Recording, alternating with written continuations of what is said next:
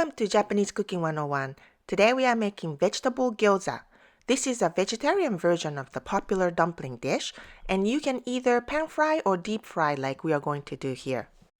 These are the ingredients. You can choose your own vegetables or substitute if you can't find all of these. For more information and complete recipe, visit our website japanesecooking101.com. First, we prep the filling. Cut cabbage into strips and chop finely. And sprinkle some salt and mix. Let sit for 5 minutes to release water.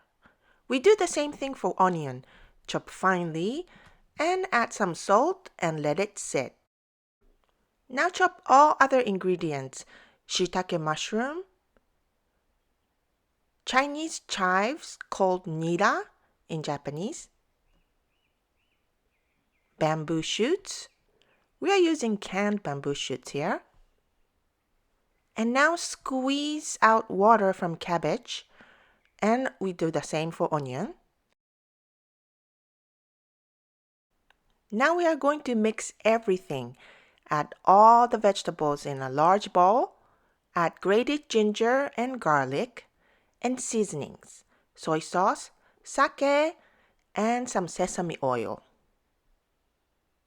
Add katakuriko potato starch, or you can use cornstarch, and panko breadcrumb. Mix well. Take a sheet of gyoza wrapper in your hand and place about a tablespoon of the mixture in the center of the wrapper.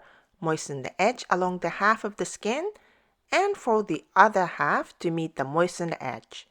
Fold one of the edges in a series of pleats like that, leaving the other edge smooth. Press the edges together to seal. This doesn't need to be perfect as long as the edge is sealed. You will get a hang of it after you make a few.